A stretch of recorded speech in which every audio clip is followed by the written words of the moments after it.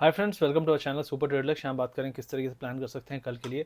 तो आज मार्केट ने एक अच्छा खासा बाउंस दिखाया, इसके बारे में मैंने बात भी की थी। जो कल का थोड़ा सा डाउन साइड और हल्का सा डल मार्केट था, वो सिर्फ ये था कि जो भी वीक बुल्स होते हैं जो लेट में बाद में घुसते हैं उनको निकालने के लिए, क्योंकि रैली कभी भी वीक बुल्स या वीक पार्टिसिपेंट्स के दम पे नहीं चलती है। तो उसके बाद फिर से आज एक अपसाइड हुआ और अपसाइड में आज मार्केट ने एक बहुत इंपॉर्टेंट लेवल तोड़ा।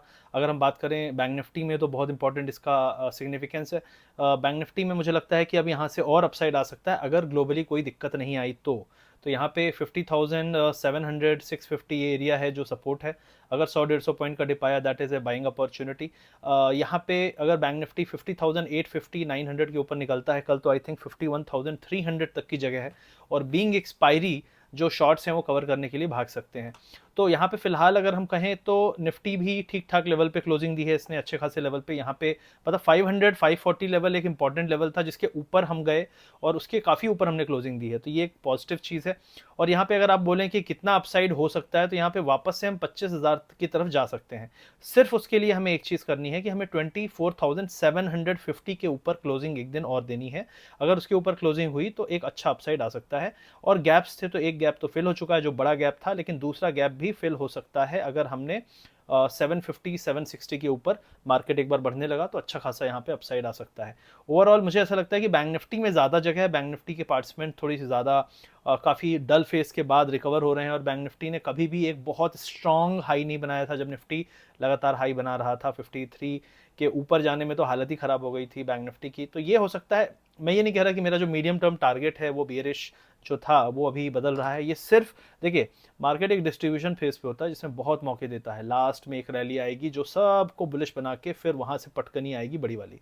तो मुझे ऐसा लग रहा है कि कंसोलिडेशन के बाद जो ये रैली है ये हो सकती है एक अच्छी खासी, क्योंकि हम डबल टॉप उसको भी कह रहे थे जो शॉर्ट टर्म में बना, लेकिन ये काफ़ी कंसोलिडेशन के बाद एक डबल टॉप बनेगा। तो ये भी एक अच्छा साइन होगा कि अगर हम 25 100 200 बनाएं और वहां से गिरें, और उसके बाद जो फॉल है मैं उम्मीद कर रहा हूँ कम से कम 6 महीने 3-4 महीने, मतलब 6 महीने बाद, 6 महीने के अंदर और अगले 2 से 3 महीने के बाद शुरू भी हो सकता है। उसका जो लेवल होगा वो 21 से लेके 22,000 के आसपास तक आपका फॉल आ सकता है, जब वो वाला फॉल होगा आपका टॉप बना के 25,000 के पास से। अगर यहीं से मार्केट लौटा, मान लो यहीं से गिव अप हो गया, कुछ ग्लोबल न्यूज़ आ गई, अभी 2 दिन बाद पावेल जी बोलने वाले हैं यूएस के फेड के जो हैं, तो रेट कट पे क्या बोलते हैं ये सब भी बहुत इंपॉर्टेंट है। लेकिन मुझे ऐसा लगता है कि डॉलर जिस तरीके से गिरा है उससे इंडिया को फ़ायदा होना चाहिए। हमारी करेंसी थोड़ी सी कमज़ोर है, लेकिन डॉलर के लगातार गिरने से हम भी ये देखेंगे कि रुपी में हो सकता है एक बड़ा, रुपी में बड़ी स्ट्रेंथ आए और रुपी जो है डॉलर के कंपैरिजन में जो गिरता जा रहा था वो थोड़ी सी रिकवर हो। और रुपी जिस दिन रिकवर होगा उस दिन आपको एक बड़ी रैली देखने को मिलेगी, फॉरेन फंड्स आएंगे। तो फॉरेन फंड्स यहाँ पे आ सकते हैं, उसका कारण डॉलर हो सकता है। तो ये एक चीज़ मैं जिसमें नोटिस कर रहा हूँ। तो यहाँ पे 24,750 के ऊपर हम गए, घंटे 2 घंटे टिके तो बुलिश है, फिर वहां से आपका 850 और 25,100 तक के लेवल खुल जाएंगे। लेकिन कहाँ के नीचे खतरा बढ़ जाएगा ये भी जानना जरूरी है, क्योंकि कई लोग बोलते हैं हम बैठे रहते हैं। ये जो शॉर्ट करते हैं, लॉन्ग करते हैं, बैठे रहने वाले वो होते हैं जिनको पता ही नहीं कि लेवल्स कौन से हैं। तो मेरे हिसाब से 24,480 500 480 लेवल है जिसके नीचे बेयरिश हो जाएंगे हम। उसके नीचे अगर 1 घंटे तक मार्केट रुका तो फिर बेयरिश हो जाएगा। अगर उसके नीचे नहीं रुक रहा है तो मार्केट फिर से यहीं पे कंसोलिडेशन कर सकता है 24,480 से लेके 24,700 के बीच में, और फिर एक अगली रैली ऊपर की तरफ शुरू कर सकता है। ये भी एक चांस है, सिनेरियो है। 2-3 दिन मार्केट रेंज बाउंड रहे और एक डिप दे, फिर डिप के बाद आपका 24,500 पे बाइंग आए और 24,750 पे सेलिंग आए। ये भी हो सकता है 2 से 3 दिन। लेकिन मुझे ऐसा लगता है क्योंकि हमने एक अच्छा लेवल ब्रेकआउट किया है तो उसके बाद थकने का कोई मतलब नहीं, क्योंकि हम बहुत ऑलरेडी कंसोलिडेट करके उठे हैं। जो आपने देखा होगा बहुत ज़्यादा plus minus red green doji ये सब कैंडल बने हैं बैंक निफ्टी में।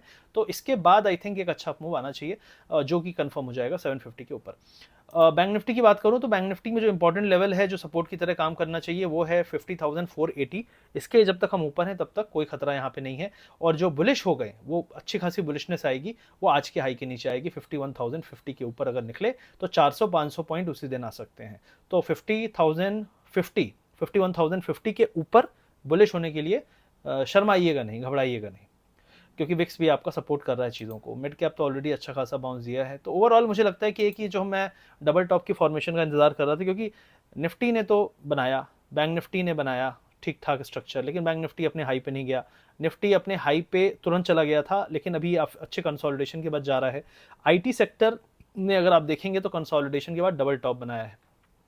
तो मुझे ऐसा लगता है कि आईटी सेक्टर यहां से हो सकता है कुछ दिन अंडर परफॉर्म करे और बैंक आउट परफॉर्म करे। ये भी एक चीज हो सकती है। जो एफआईआई का डेटा है उसमें फ्यूचर्स में भी ऐसा ही लग रहा है कि एफआईआई अभी भी बैंक निफ्टी के फ्यूचर्स में ज्यादा लॉन्ग है और ज्यादा बुलिश है आज के अपसाइड के बाद, क्योंकि हमने लेवल इंपॉर्टेंट वाले तोड़े हैं। कई लोग बोलेंगे लास्ट में गिरा क्यों? लास्ट में इसलिए गिरा जैसे कल के दिन एक डाउन साइड दिखा के लोगों को निकलवा दिया कॉल साइड से, वही चीज आज लास्ट में भी हुई कि कल अगर ऊपर जाना है तो उसके लिए लोग कैरी ना कर पाए, लोग डर के मारे निकल जाएं कि अरे लगता है गिरने वाला है। तो ये एक नॉर्मल तरीका है। बड़े कैंडल पे ज्यादा भरोसा करना है, उसके बाद के छोटे कैंडल और कंसोलिडेशन पे हम सिर्फ ये कहेंगे उसको वो एक पॉज होता है, और पॉज इसलिए लाया जाता है ताकि जो लेट कमर हैं वो निकल सके, उनको फ्लश करा जा सके। तो ये हो गया ओवरऑल निफ्टी बैंक निफ्टी। और उसके अलावा ग्लोबल में एक और चीज़ थी कि अगर ग्लोबल मार्केट आप देखें तो कुछ खास नहीं कर रहे हैं। डॉलर पे मेरी नज़र है कि क्या करता है, 101.37 पे चल रहा है, जो कि काफ़ी मेरे हिसाब से तो मदद करनी चाहिए इसको रुपी की। रुपी भी 83.7 पे आ गया, 84 के ऊपर चला गया था। तो मुझे लगता है रुपी में अगर हम एक अच्छी स्ट्रेंथ देखते हैं कल के दिन या अगले एक दो दिन में, that will be the sign कि मार्केट यहां से अच्छा खासा बाउंस देगा और बैंक्स उसको लीड कर सकते हैं। निफ्टी में बैंक के दम पे मूव आएगा, ना कि आईटी के दम पे, ये मुझे लगता है। तो ये फिलहाल मार्केट का व्यू है। ओवरऑल वीडियो अच्छा लगे तो लाइक करिए, शेयर करिए, सब्सक्राइब करिए। और हमारा जो एक एसटीएल सुपर ट्रेडर प्रोग्राम है A to Z जो है, वो अगर कोई नया आदमी है सीखना चाहता है वो चेक कर सकता है। कोई ऑलरेडी एक्सपीरियंस्ड है अपने आप को इंप्रूव करना चाहता है, स्कैल्पिंग स्विंग का कोर्स है, उसका लिंक भी दिया हुआ है पिंड कमेंट में। और हमारा फ्री टेलीग्राम चैनल जहाँ पे हम अपने एक दो व्यूज़, और जिसके बारे में जैसे आज जो अपसाइड आया उसके बारे में मैंने कल ही बता दिया था कि किस तरीके से ये खेल खेल रहे हैं। तो ये सारी चीज़ें फ्री टेलीग्राम चैनल पे देता हूँ, कोई पैसे नहीं लग रहे हैं आपके पास। कई लोग बोलेंगे कि यार तुम कोर्स क्यों बेचते हो? भाई फ्री में भी इतना देता हूँ, लेकिन क्या है ना, फ्री की इज्जत नहीं करोगे तुम लोग, और उसी को अगर पैक करके कोई अच्छे से बेचेगा तो तुम लोग बोलोगे हाँ यार देखो वो है। तो यही प्रॉब्लम है, बाकी कोई दिक्कत नहीं है। वीडियो अच्छा लगे तो लाइक शेयर सब्सक्राइब, और मिलते हैं जल्द से जल्द अगले वीडियो में। बाय।